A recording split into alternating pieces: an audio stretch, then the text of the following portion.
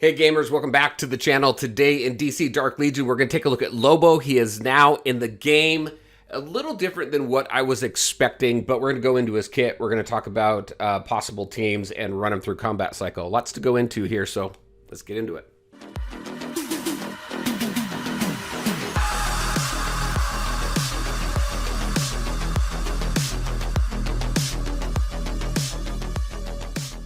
All right, and welcome back. Let's go ahead and jump in. So, Lobo, just right off the bat, I'm going to say this. Typically, when I put a Worth It video out, I usually will take a character up into the purples at least now. It just seems like, especially when you're in the end game, you have new characters come out, you need to invest in them early and quite a bit if you want to get them up to the level of the rest of your roster and get them into a competitive state. It's a little more difficult the further into the game we get and as new characters come out, but I have decided to not invest much into Lobo. I think there's some cool things about him. We're going to talk about that, but it's just not a team that I'm interested in putting together. So I'll probably rank him up more as reruns go. I think maybe I'll take him into the blue, but right now I've got him up to 5 whites. So here's my thing. So I'm not surprised at this. He's firepower, which is great. I am surprised at this Suicide Squad, especially since there were rumors that he was going to be part of Justice League. Now, I think maybe when it came to that, it's possible that the devs said, hey, here's Justice League, and WB said, no, we want him to be Suicide Squad. He has spent time with both teams, so it makes sense. Unfortunately, Suicide Squad is one of the worst teams in the game right now. Maybe they're trying to beef the team up a little bit, but I really have no interest in building the Suicide Squad team. That aside, I think Lobo... he can do some pretty decent damage, even at 5 white stars. So he is Suicide Squad. He does have Weapon Master. We go into his kit here. So Lobo tosses dog forward, dealing physical damage of 400% of his attacks. So we know that he's doing physical damage. We knew that was going to be it. Start of battle, Lobo's attack is increased by 20%. His basic attacks reduce the target's healing received by 30% for 5 seconds. So this is definitely, this could work in our benefit in PvP. This one over here, this one I think is funny. Lobo, after Lobo casts his ultimate, he summons 2 space dolphins. We got space dolphins in the game to join the fight every 2 seconds for 10 seconds. Each dolphin attacks does physical damage equal to 200% of Lobo's attack. Counted as basic attacks. Then if we take a look at his ultimate here, Space Hog Rampage, he charges forward on his bike, dealing damage equal to 300% of his attack, again physical, to enemies in a rectangular area for the next 10 seconds. Lobo's basic attacks are empowered, so the Dolphin's attacks should be empowered, seeing how they count as basic attacks. Empowered, dealing physical damage equal to 300% of his attack on the target. So I think it's an interesting kit. I think it's a little bit funny. He does do some decent damage.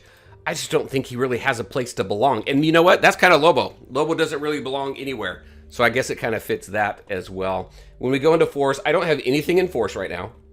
But when we go into Force, you definitely want to boost up anything that's going to give you attack. Because since everything is based on his attack. Also, I think that I think the cooldown of this is important as well. Let's see, Dolphin.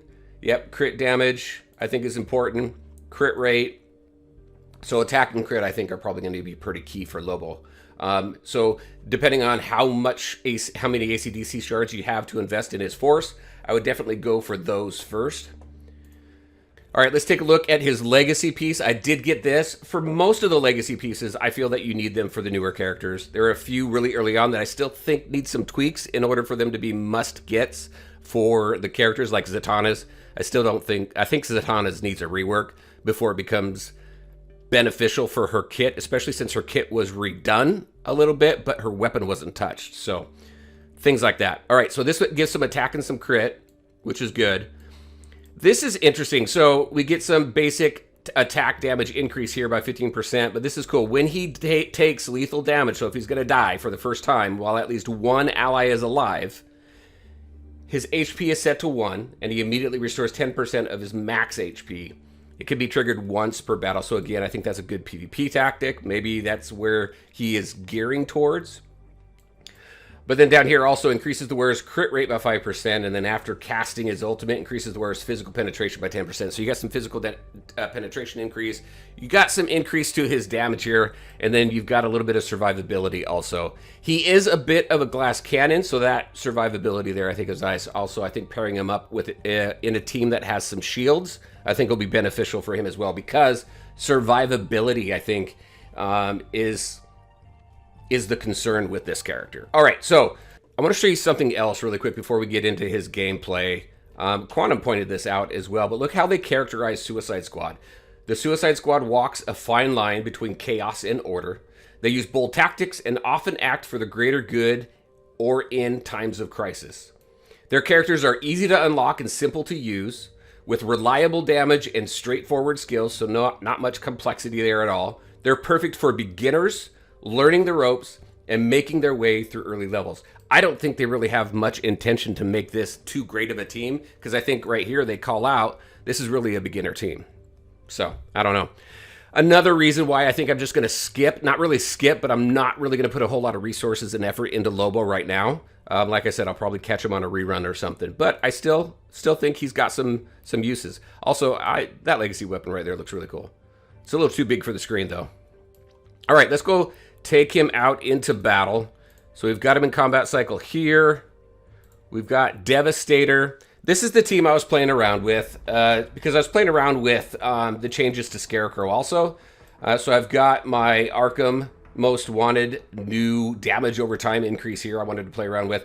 I wanted to show you the damage that Joker can do as well, but then we've got some physical damage here, and then obviously we've got Riddler. So let's go ahead, let's start this off. Again, I think Lobo does some decent damage. I think at 5 red stars, he probably does some good damage. But again, being a glass cannon, he needs to be protected. So I think on a team, obviously with Riddler or Hippolyta, somebody that provides shields or allows for more survivability would be good. I'm going to test him with Justice League Dark as well. Minus Dr. Fate, even though we've got some increase in shields on that team. I don't necessarily need him because I've got Zatanna, Constantine, and Swamp Thing, so that may help him a little bit as well. Look at his ultimate there. He just rams his bike into Devastator. All right, we're going to go ahead. We're going to fast forward this. We're going to take a look at some damage and see what he can pull. All right, we've got a few seconds left here. Let's see what kind of damage this guy is pulling in.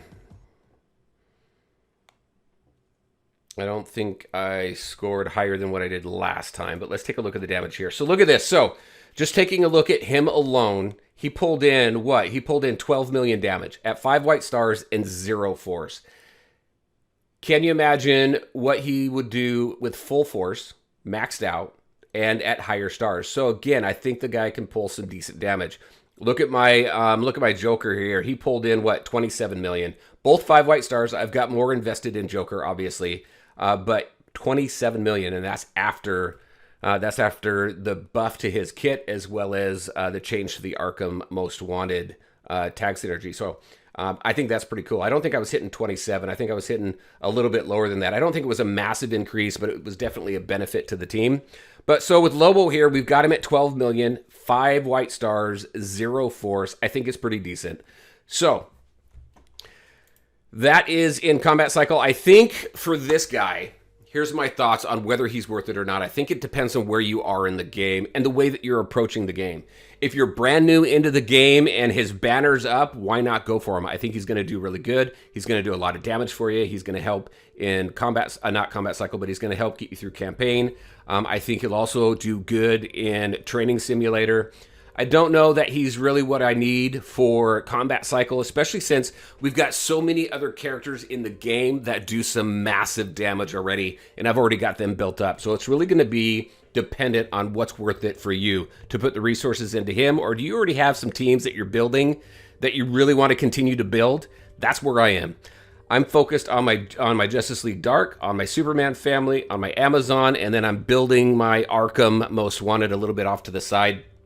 I really don't have room for too much more. So I am going to be passing on him as far as high investment, Looking for him on a rerun. Looking forward, though, to Death Metal Batman. So I'm saving a lot for him. I don't know when that guy's going to come around, but we'll see who the next hero is after Lobo here. So that's what I had for you. There are a few of my thoughts as well as, some concerns and where I feel this guy may place. I think right now, even if I was to kind of think of where I want him on a tier list, I'd probably put him B or A. I definitely don't think he's C or D. I think he's going to be B or A. We'll take a look at that here in a little bit once I get a little bit more time with him, though. So what do you think? Do you have him unlocked yet? I know a lot of servers don't have him around yet, but if you've got him unlocked and you've got an opinion on it, definitely put it in the comment section below so everybody benefits. As always, I want to thank you all for taking the time to watch the video. If you liked it, make sure to hit that like button and share your thoughts and questions in the comment section below. Take care, everybody. We'll talk to you next time.